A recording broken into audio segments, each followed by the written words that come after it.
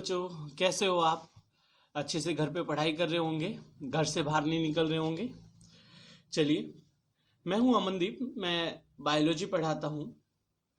हमने class 9th में cell chapter start कर रखा है और सेल चैप्टर में हमने मोस्टली कवर कर लिया है। कुछ एक ऑर्गेनेल्स बचे हुए हैं, उनको अब हम कंटिन्यू करेंगे, स्टार्ट करेंगे।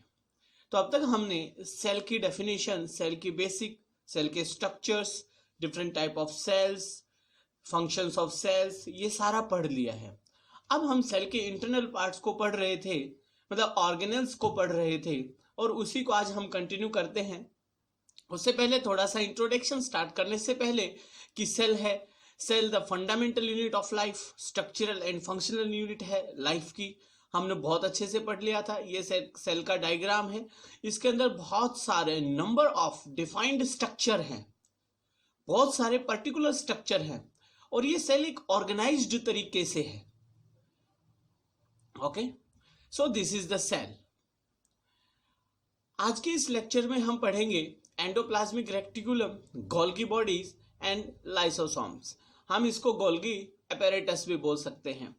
आज हम ये 3 टॉपिक कंप्लीट करेंगे इस लेक्चर के अंदर, और इसके बाद जो बचेगा वो हम नेक्स्ट लेक्चर के अंदर करेंगे। चलिए स्टार्ट करते हैं। सेल है smallest and structural and functional unit of an organism. मतलब कोई भी ऑर्गेनिज्म है, उसके अंदर कोई भी स्ट्रक्चर है, कोई भी फंक्शन है, कोई भी लाइफ प्रोसेस चल रहा है। जैसे मैं बोल रहा हूं, आप सुन रहे हो, आप कोई और एक्टिविटी भी कर रहे होंगे, आप पढ़ाई कर रहे होंगे, लिख रहे होंगे। ये सारे के सारे जो हम काम कर रहे हैं, ये रिजल्ट है सेल के फंक्शंस का, सेल के स्ट्रक्चर्स का।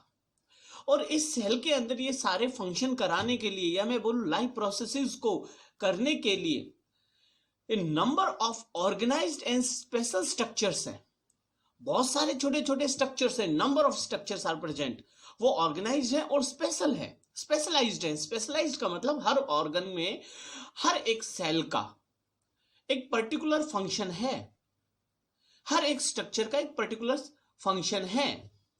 वो स्ट्रक्चर बनाई ऐसे है कि वो पर्टिकुलर फंक्शन कर पाए। So a number of organised and specialised structures, जिसको हम ऑर्गेनल बोलते हैं, और वही आज हम पढ़ रहे हैं। मतलब हम सेल के अंदर क्या होता है, ऑर्गेनल्स होते हैं, या मैं बोलूं ऑर्गेनाइज्ड और स्पेशलाइज्ड स्ट्रक्चर्स होते हैं, जिनको हम ऑर्गेनल्स बोलते हैं। उन्हीं की पढ़ाई करनी है आज हमें। Okay, these structures perform different kind of activities। बहुत अलग अलग तरह की एक्टिविटीज को परफॉर्म करते हैं ये सारे के सारे स्ट्रक्चर्स। क्यों, ऐसा क्यों है? Because they are needed for life process of the cell.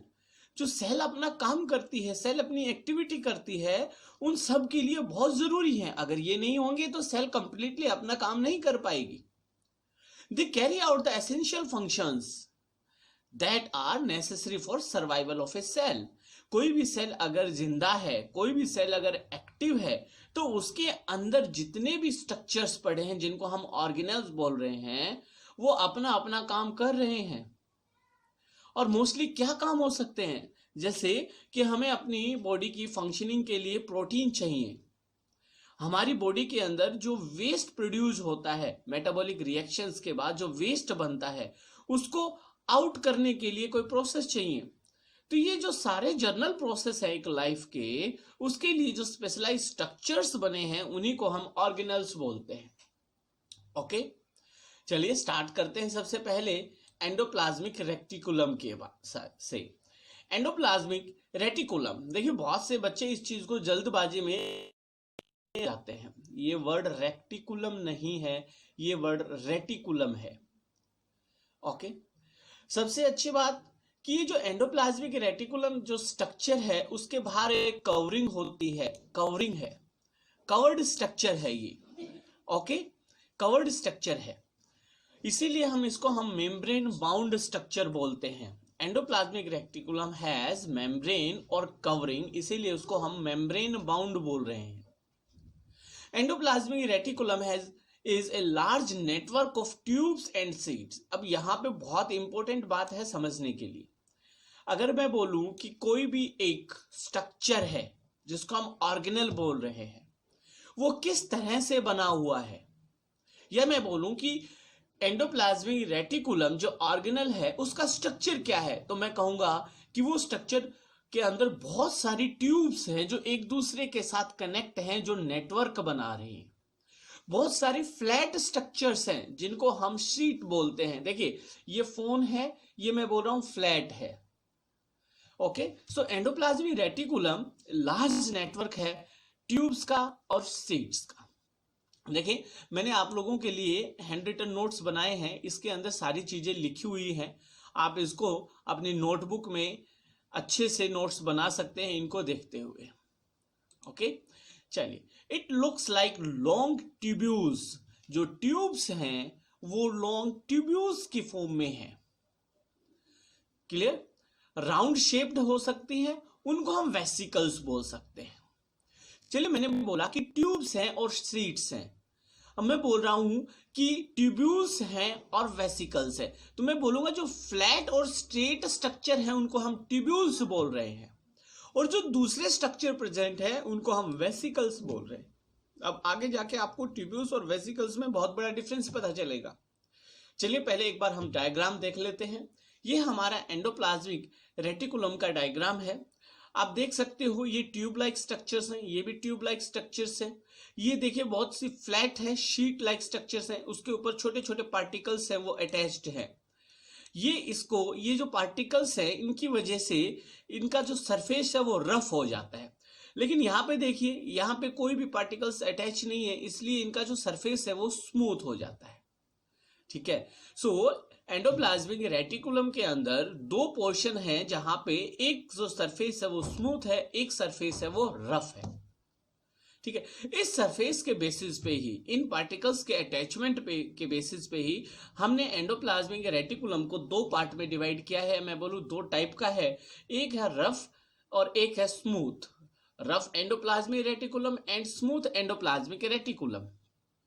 Okay, वह एंडोप्लाज्मिक रेटिकुलम को जब हमने फर्स्ट टाइम माइक्रोस्कोप में देखा था तो हमने पाया था कि उसके ऊपर छोटे छोटे छोटे छोटे ये पार्टिकल्स अटैच है, और इन पार्टिकल्स को हमने नाम दिया था राइबोसोम्स। राइबोसोम्स नाम दिया था।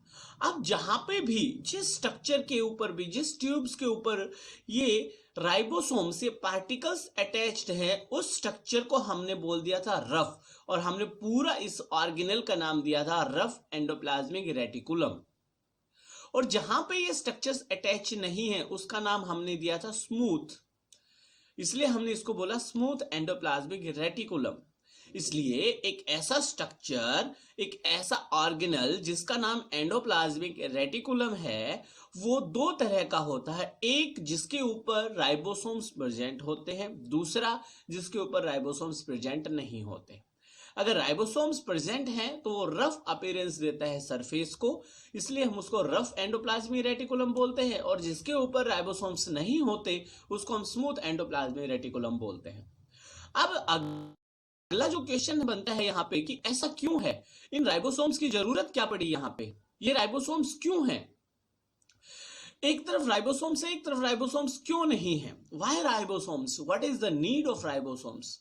और एंडोप्लाज्मिक रेटिकुलम, राइबोसोम्स प्रोटीन बनाते हैं, फैट बनाते हैं। अब ये जो प्रोटीन्स हैं और ये जो फैट्स हैं ये बहुत जरूरी होते हैं सेल की फंक्शनिंग के लिए। ये बहुत सारे और भी चीजों को बनाते हैं जो कि लाइफ प्रोसेसेस के लिए बहुत जरूरी है, सेल की लाइफ के लिए, सेल की एक्टिविटी के लिए बहुत जरूरी है। हमारी बॉडी में डिफरेंट डिफरेंट सेल्स हैं, डिफरेंट डिफरेंट मैकेनिज्म्स चल रहे हैं, डिफरेंट डिफरेंट प्रोडक्ट्स बनाए जा रहे हैं जो एक सेल से दूसरी सेल में इंटरचेंज होते हैं। मान लीजिए एक प्रोडक्ट ए बनाया सेल ए ने, और वो प्रोडक्ट सेल बी को चाहिए, तो सेल बी है वो सेल ए से उस प्रोडक्ट को ले लेगी, डिस्ट्रीब्यूशन होगा पूरी बॉडी के अंदर। So ribosomes are the site of protein manufacture or production found in all active cells। जितनी भी एक्टिव सेल्स हैं, मेटाबॉलिक एक्टिव सेल्स हैं, जिंदा सेल्स हैं, उनके सभी के अंदर जो राइबोसोम्स हैं वो प्रोटीन बनाते हैं। पहला point, manufacture protein are sent to various part of the cell. और ये जो प्रोटीन बनता है ये वेरियस पार्ट, अलग अलग पार्ट्स में भेज दिया जाता है जहां जहां उसकी जरूरत होती है। और ये भेजेगा कौन? ये एंडोप्लाज्मिक रेटिकुलम भेजेगा, उसी का ही पार्ट भेजेगा। Endoplasmic reticulum helps in the production of fat molecules और लिपिड, फैट मॉलिक्यूल्स भी बनाते हैं और लिपिड मॉलिक्यूल्स भी बनाते हैं, जो सेल के फंक्शन में बहुत ही इंपॉर्टेंट होते हैं। Okay, these proteins and lipids are helpful in making the cell membrane, बहुत इंपॉर्टेंट है ये, एनटीएससी लेवल का क्वेश्चन, आप इसको बहुत ध्यान से देखेंगे कि जो भी प्रोडक्ट बनाया एंडोप्लाज्मिक रेटिकुलम ने क्या प्रोडक्ट बनाया, प्रोटीन बनाए एंड फैट बनाया, और प्रोटीन और लिपिड्स या फैट्स बहुत ज्यादा यूजफुल है सेल मेम्ब्रेन्स के बनने में। ओके, मैं कहता हूं कि प्रोटीन और लिपिड से सेल मेम्ब्रेन्स बन रही हैं, या वो बहुत यूजफुल हैं इन मेकिंग सेल मेम्ब्रेन्स, और इस प्रोसेस को हम बोलते हैं biogenesis. The process of cell membrane formation with the help of protein and lipids produced और manufactured by ribosomes is called as membrane biogenesis. Okay, some proteins and lipid functions as enzymes and hormones, बहुत सारे जो proteins हैं और जो hormone हैं, enzymes और hormones हैं, वो प्रोटीन का ही पार्ट होते हैं। प्रोटीन की डिफरेंट फॉर्म्स या लिपिड की डिफरेंट फॉर्म्स फंक्शन करती हैं एज एंजाइम और हार्मोन्स, ये हमारी बॉडी के फंक्शंस को कंट्रोल करती हैं। ओके, एंडोप्लाज्मिक रेटिकुलम बहुत अलग अलग शेप्स का होता है, अलग अलग साइज का होते हैं, ये डिपेंड करता है सेल के अंदर। ओके, और एक बहुत बड़ा कॉम्प्लेक्स नेटवर्क बनाता है ट्यूब्यूल्स का और वेसिकल्स का। ओके, चलिए अब सोचने की बात है। अब हमने कहा था, देखिए मैं एक बार दोबारा आपको डायग्राम निकालता हूं, मैंने कहा था कि यहां पे बहुत सारी ट्यूब्स हैं और बहुत सारी फ्लैट सरफेसेस हैं, और ट्यूब्यूल्स और वेसिकल्स प्रेजेंट होती हैं स्ट्रक्चर ऑफ एंडोप्लाज्मिक रेटिकुलम में। एंडोप्लाज्मिक रेटिकुलम का जो स्ट्रक्चर है वो ट्यूब्स या ट्यूब्यूल्स और वेसिकल से बना हुआ है।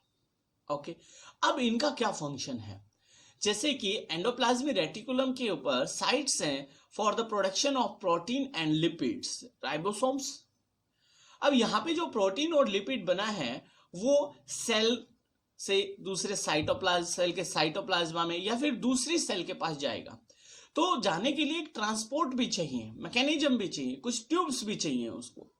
सो therefore one function of endoplasmic reticulum is to serve like channels, रास्ते for transport of protein, protein को ट्रांसपोर्ट करने के लिए। प्रोटीन बना एंडोप्लाज्मिक रेटिकुलम के पास और वहां से उसको ट्रांसफर करना है, क्या तो हम सेल के साइटोप्लाज्मा में ट्रांसफर करेंगे या फिर न्यूक्लियस में ट्रांसफर करेंगे। Okay, to various part of cytoplasmic और between the cytoplasm and the nucleus. देखिए ध्यान रखेंगे कि एंडोप्लाज्मिक रेटिकुलम है, जो रेटिकुलम है ये न्यूक्लियस है, इसके जो साइड्स है यहाँ पे इसकी मेम्ब्रेन के साथ लगा हुआ होता है या बिल्कुल उसके मेम्ब्रेन के पास अटैच होता है। Okay, endoplasmic reticulum is lined और क्लोज और near by the membrane of nucleus, nucleus के बिल्कुल मेम्ब्रेन के साथ सटा हुआ होता है, चिपका हुआ होता है। ओके, यहां तक आपको समझ में आया? तो अब तक हमने मेन जो चीज पढ़ी वो 3 चीजें पढ़ी हैं। सबसे पहले endoplasmic reticulum smooth endoplasmic reticulum होता है और रफ एंडोप्लाज्मिक रेटिकुलम होता है।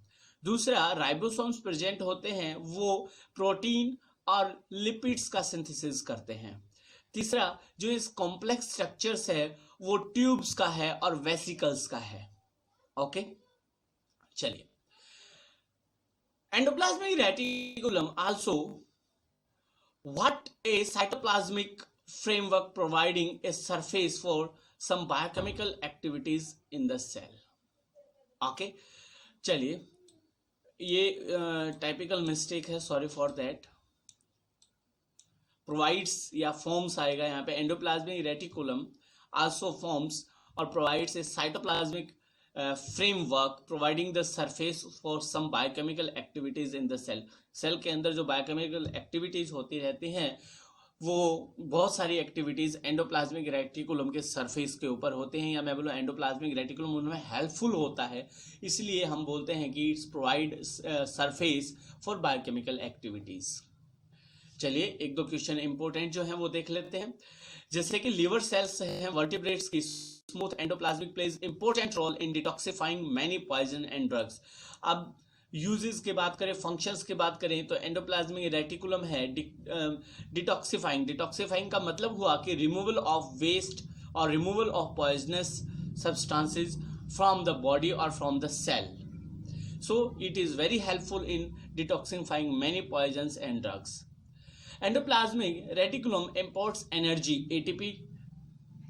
एनर्जी, हर सेल को फंक्शन के लिए एनर्जी चाहिए, वो कहां से लेगा? माइटोकॉन्ड्रिया से लेगा।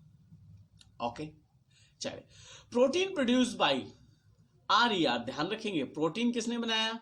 रफ एंडोप्लाज्मिक रेटिकुलम में। ओके, इज पैक्ड और फोल्डेड बाय, ध्यान दें, इज पैक्ड और फोल्डेड बाय सिस्टर्ने। या मैं बोलूं बहुत सारी ट्यूब्स हैं, हमने कहा था ना ट्यूबुलर स्ट्रक्चर है, ट्यूब्स का स्ट्रक्चर। बहुत सारी ट्यूब्स हैं जो एक दूसरे के पैरेलल अटैच्ड हैं, और ये सारी ट्यूब्स जब एक दूसरे के पैरेलल अटैच्ड हो जाती है तो ऐसे स्ट्रक्चर को हम सिस्टर्ने बोलते हैं।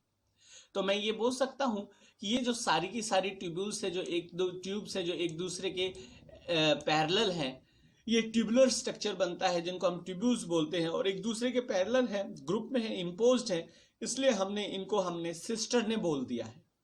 ओके, सो ध्यान रखेंगे इस बात का कि protein produced by rough endoplasmic reticulum is folded by cisternae and transported to Golgi apparatus by vesicles.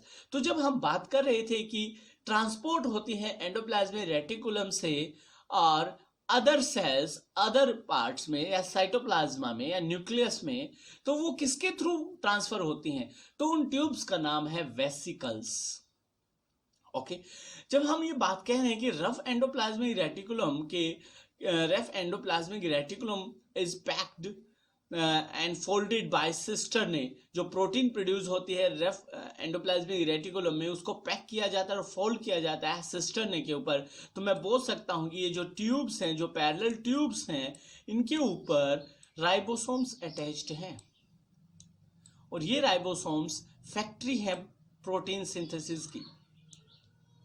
Okay, और दूसरा जो हमारी वेसिकल्स हैं, स्मूथ एंडोप्लाज्मिक रेटिकुलम, ये वाली जो स्मूथ है, ये वाली बना रही हैं लिपिड्स। ध्यान रखेंगे जब हमने बात किया था कि स्मूथ एंडोप्लाज्मिक रेटिकुलम और रफ एंडोप्लाज्मिक रेटिकुलम इसलिए था क्योंकि उसके ऊपर राइबोसोम्स थे, वो प्रोटीन बना रहे थे, और स्मूथ एंडोप्लाज्मिक रेटिकुलम्स है वो लिपिड्स बनाते हैं।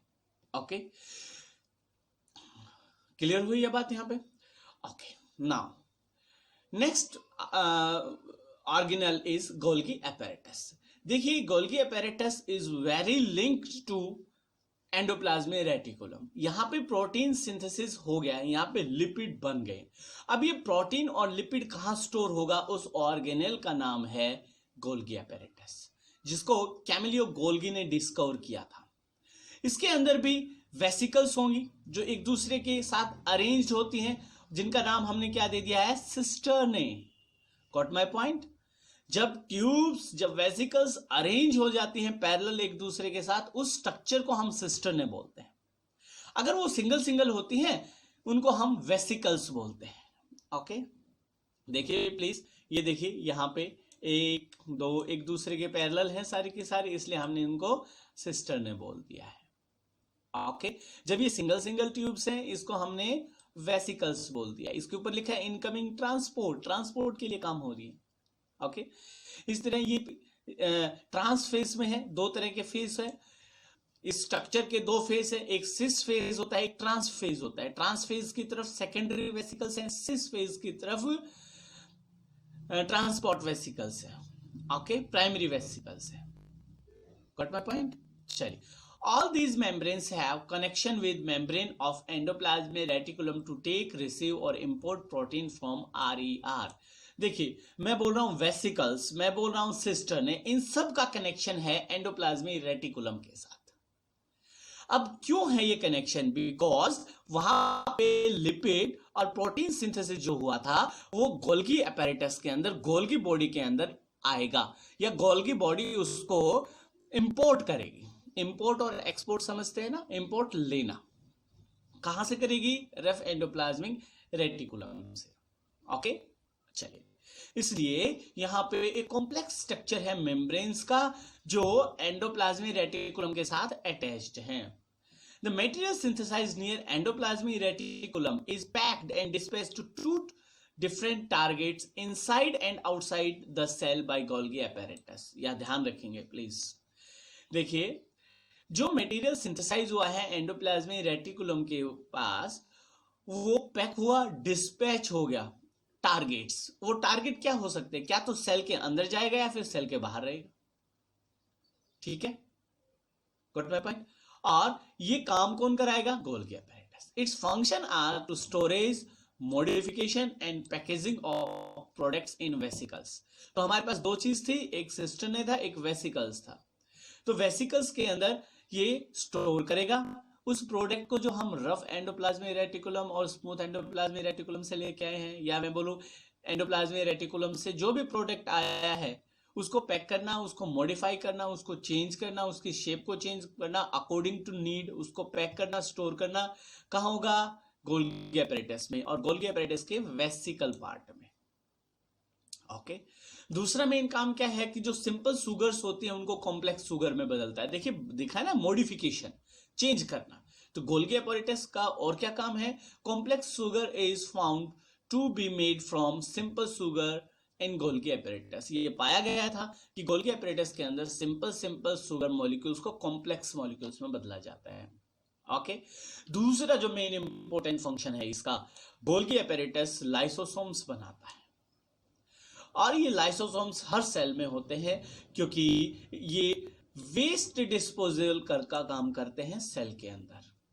सेल की मेटाबॉलिक एक्टिविटीज से जो भी वेस्ट प्रोड्यूस हुआ, अगर वो एक्यूमुलेट हो जाएगा सेल के अंदर, अगर सेल से बाहर नहीं जाएगा, अगर वो डाइजेस्ट या डिग्रेड नहीं होगा, तो वेस्ट इकट्ठा हो जाएगा। और वेस्ट इकट्ठा हो जाएगा तो वो माल फंक्शनिंग या डिसफंक्शनिंग करेगा। जैसे हमारे बॉडी के अंदर भी हम जो भी कुछ खाते हैं, जो भी हमारी बायोलॉजिकल एक्टिविटीज हैं, अगर वेस्ट को आउट नहीं किया गया तो डिजीज हो जाती है। ओके, हमारी बॉडी फंक्शन काम नहीं करते। So next portion is lysosomes. Lysosomes is a type of waste disposal system. Sorry, ये एक ऐसा ऑर्गेनेल है जिसका काम है वेस्ट को डिस्पोज करना, वेस्ट को रिमूव करना, ओके, जिससे सेल क्लीन रहे। ये होता कैसे है, बाय एंजाइम्स। लाइसोसोम्स के अंदर एंजाइम्स होते हैं जो वेस्ट को डाइजेस्ट कर देते हैं, या मैं बोलूं ब्रेक डाउन कर देते हैं, या कोई भी फॉरेन मटेरियल जो सेल के लिए अच्छा नहीं है, जो नुकसान पहुंचाए, उसको डाइजेस्ट कर देते हैं। Lysosome is a type of waste disposal system of the cell. It helps to keep the cell clean by digesting foreign material as well as worn out, जो cells खराब हो गए हैं उनको भी डाइजेस्ट करता है।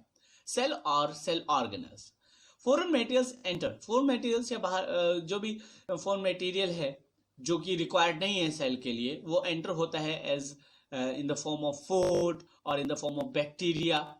और कोई ओल्ड ऑर्गेनल्स हैं, जो पुराने ऑर्गेनल्स हैं, वो जो फंक्शन नहीं कर रहे हैं, इनएक्टिव सेल्स हैं, उनको लाइसोसोम छोटे छोटे पार्ट्स में, छोटे छोटे पीसेस में ब्रेक डाउन कर देता है या डाइजेस्ट कर देता है। Lysosomes are also able to do this because, lysosomes ऐसा करते क्यों, क्योंकि उनके अंदर बहुत ही पावरफुल डाइजेस्टिव एंजाइम्स होते हैं जो ब्रेक डाउन कर देते हैं ऑर्गेनिक मटेरियल्स का। ओके, ध्यान रखेंगे इस चीज का। when the cell get damaged, मान लीजिए कोई सेल है, सेल के अंदर लाइसोसोम से वो सेल ही डैमेज हो गई है, तो क्या होगा। अब कोई भी सेल डैमेज हो गई है तो वो वेस्ट है सिस्टम के लिए। अब उसके अंदर जो लाइसोसोम प्रेजेंट है वो अपने आप को बर्स्ट कर देगा, ओके, फाड़ देगा। जैसे ही वो फटेगा, बर्स्ट होगा, उसके अंदर जो एंजाइम्स हैं वो रिलीज होंगे, और एंजाइम रिलीज होते ही वो अपनी एक्टिविटी करेंगे, और उनकी एक्टिविटी है डाइजेशन और breakdown. When the cell get damaged, lysosome may burst and the enzyme present in lysosomes digest their own cell. जिस सेल के अंदर प्रेजेंट था उसी को डाइजेस्ट कर देगा। क्यों? क्योंकि वो अब सेल जो है वो इनएक्टिव है। इनएक्टिव से अच्छा है कि वो वेस्ट हो चुकी है, उसका कोई भी फंक्शन नहीं है, वो डेड हो गई है, ओके, डैमेज हो गई है। इसलिए अपने ही सेल को वो डाइजेस्ट कर देता है, क्योंकि उस सेल का कोई यूज नहीं बचा है, उसके लिए वो वेस्ट है। इसलिए हम लाइसोसोम को सुसाइड बैग्स भी बोलते हैं सेल के। These are the suicide bags of the cell. Lysosomes are membrane bound. ध्यान रखेंगे लाइसोसोम्स के अंदर भी मेम्ब्रेन होती है, जिसके अंदर डाइजेस्टिव एंजाइम्स होते हैं। ओके, ये डाइजेस्टिव एंजाइम्स कौन बनाता है? Rough endoplasmic reticulum. Okay, the enzyme present in lysosomes is hydrolytic enzyme. ध्यान रखेंगे हाइड्रोलाइटिक एंजाइम्स प्रेजेंट होते हैं लाइसोसोम्स के अंदर, जो डाइजेस्ट करते हैं।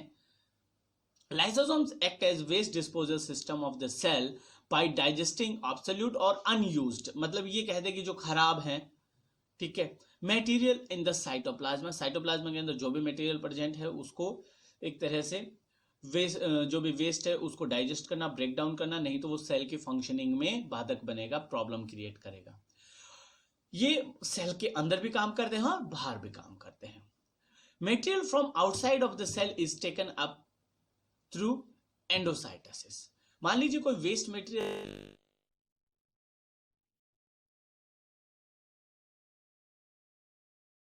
उस प्रोसेस को हम बोलते हैं एंडोसाइटोसिस प्रोसेस। ओके, और उसको ब्रेक डाउन कर दिया। While the material from the inside, और सेल के अंदर ही जो मटेरियल प्रेजेंट होता है, वेस्ट मटेरियल प्रेजेंट होता है, उसको डाइजेस्ट कर दिया जाता है बाय लाइसोसोम्स, एंड उस प्रोसेस को हम बोलते हैं ऑटोफैगी। ओके, सो आज हमने 3 ऑर्गेनल्स पढ़े। एंडोप्लाज्मिक रेटिकुलम पढ़ा हमने, गोल्गी अपैरेटस पढ़ा और लाइसोसोम्स पढ़ा, और ये बहुत ही इजी है। एक बार आप इस वीडियो को धीरे धीरे सुनेंगे, बीच में पॉज कर करके सुनेंगे और अपने साथ साथ नोट्स बनाएंगे। अगर फिर भी आपको कोई प्रॉब्लम आती है तो आप कभी भी मेरे को कांटेक्ट कर सकते हो, ये मेरा नंबर है, आप मेरे को कॉल कर सकते हो, व्हाट्सअप कर सकते हो। मेरा नाम अमनदीप है। अभी फर्स्ट लेक्चर है मेरा 9th क्लास के लिए, F2 section, F3 section, F7 section के लिए। सो आगे से मैं पढ़ाऊंगा आपको, और कोई भी आपको अगर आपको दिक्कत आती है तो आप प्लीज़ मेरे को व्हाट्सअप कर सकते हैं। Okay, so stay at home, stay safe, thank you, have a nice